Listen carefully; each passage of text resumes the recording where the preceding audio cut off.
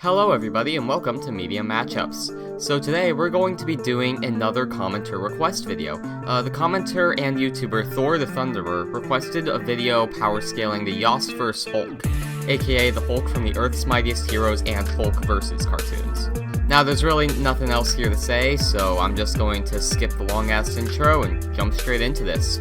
Alright, so let's start this off with his striking strength. So let's first off get in some low balls for this Hulk so that we at least know what a general ballpark we're working with is. So this Hulk is capable of fighting toe-to-toe with Graviton. Now Graviton, at his maximum power, could lift up a large chunk of New York City. A calculation made by... I'm not going to try to pronounce that, puts this at 37.8 megatons of TNT, or city level. So already, Hulk is over 2 times as powerful as the US's most powerful nuke, Castle Bravo. And this is just a low end for this Hulk, this is kind of just a minimum. Now for a more mid to high end scaling, we need to actually look at Thor.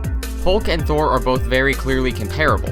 A bloodlusted Hulk could defeat Thor, they're consistently equals in strength, they certainly compare to one another. Scaling Hulk to Thor only makes sense. So what can Thor do? Well, Thor, using his God Blast ability, could vaporize a large chunk of New York City. Graviton survived this, albeit injured, and Hulk can injure Graviton. Thor vaporizing NYC like this would require about 14 gigatons of TNT, which would be island level. Now that's really impressive. Now, if you want to go for an even higher end, although this end's a bit more debatable, we can use Thor's scaling to Kang's warship. Thor managed to survive a blast from Kang's warship, though he was knocked out and put into a coma because of it. But Thor was alive. Now, we could probably assume Kang's main warship is more powerful than some of his weaker ships. Now, the weaker ships can create explosions that can be seen from space. Using the Earth's diameter and pixel scaling the explosions, we could find that each explosion is worth roughly 320 gigatons of TNT, which would be large island level. Now, this value is slightly more debatable as Thor was knocked unconscious by the main warship's beams, but the smaller ships did create these explosions, and Thor was still alive after getting hit by the main warship. So it's safe to assume Thor would probably still be alive and maybe even conscious if hit by one of these smaller ones. Hulk can knock Thor out, so Hulk is also scaling to this large island level value.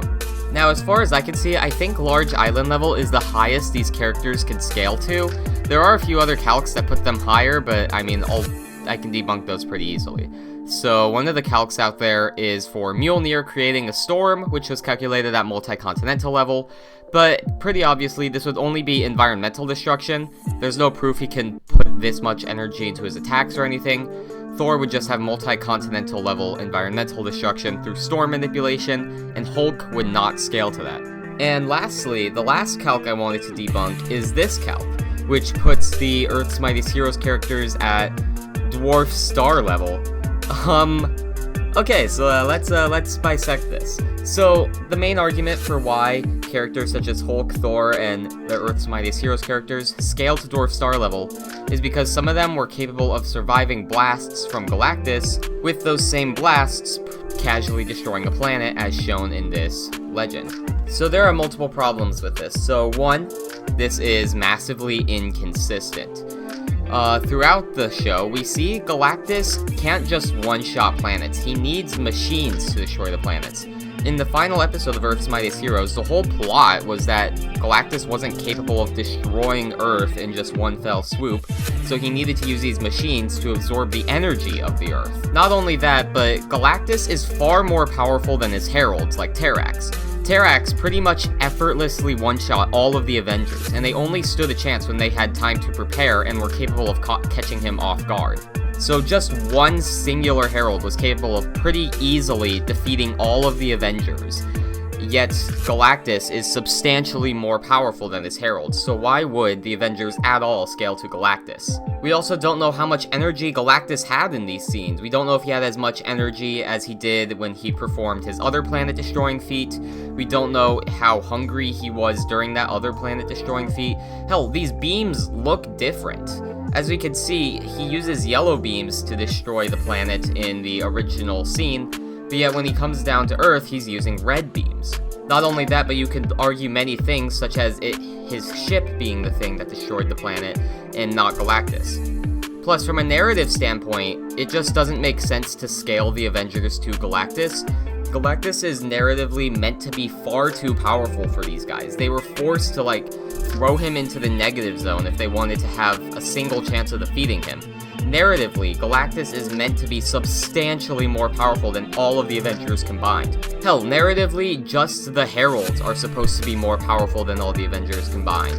And Galactus is, again, narratively, far above them. Plus, again, Galactus needed machines to completely destroy the planet, but yet supposedly these little eye blasts he does could destroy an entire dwarf star? That's just silly. This is also just really inconsistent with the other feats the characters show throughout the series. There's no feats suggesting they're even close to stuff like planet level. I mean, these characters shit their pants when something is powerful enough to wipe out New York City.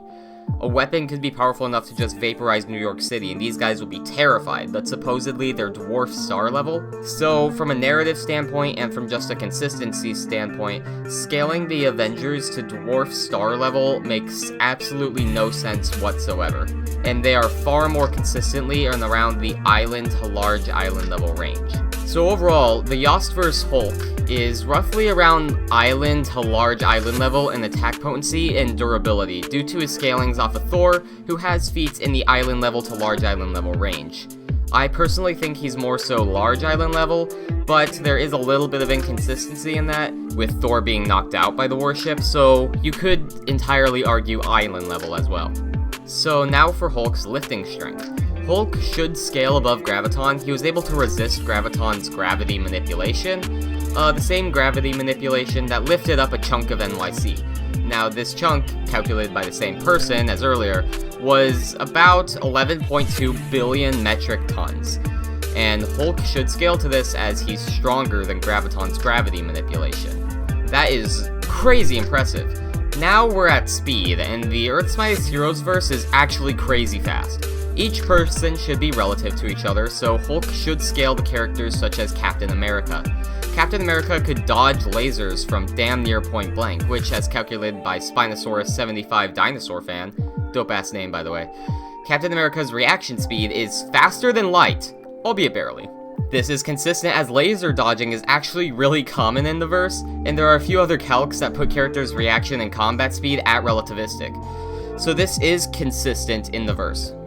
Faster than light Yostverse, let's fucking go! Now lastly, let's talk about Hulk's abilities.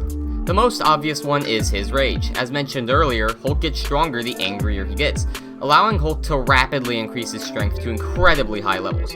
Hulk's also a really good acrobat, showing several feats of acrobatics during his fight with Graviton. He's also a pretty skilled fighter, managing to go toe-to-toe with some highly trained Asgardian warriors and military-trained opponents like Wolverine. He has a decent healing factor, as he could heal from deep cuts made by Logan. He has great resilience and stamina, surviving several deep sword slashes and being able to fight on hours on end. And he could even break through Asgardian mind control, so he has some resistance to mind manipulation, which is pretty impressive. Now for Hulk's weaknesses, really his only big one is that he's constantly restrained by Banner. Banner is constantly forcing Hulk to hold back in order to not hurt too many people. And when the Hulk isn't restricted by Banner, he becomes a bloodthirsty monster that doesn't really strategize or think, more so just acting on instinct and wildly swinging at his opponents without much strategy. When controlled by Banner though, the Hulk's actually decently smart and can strategize pretty well. So to kind of wrap this all up, Yostverse Hulk would be island level to large island level in strength and durability, really your choice. He's capable of lifting 1.2 billion tons. His reaction and combat speed is faster than the speed of light, and he's a really skilled fighter with incredibly good regen and resiliences. Overall, this Hulk is a really powerful character, and is certainly a dangerous opponent in the battlefield. But what do you guys think? Do you guys think I underestimated the Hulk and that he's far higher? Do you guys think I overestimated the Hulk and think that he's far lower than this? Let me know in the comments down below, and yell at me about how wrong I am. I hope you guys enjoyed this video. This video was actually pretty fun to research, as I used to watch this show a lot when I was younger, so it was nice to go back and rewatch it, although it doesn't quite hold up. Yeah, I definitely thought it was better when I was a kid, but still pretty good nonetheless. Anyways, I hope you guys enjoyed. Make sure to like, comment, subscribe, all that good stuff. Leave your suggestions for future videos in the comments below, and I will see you guys next time. Goodbye.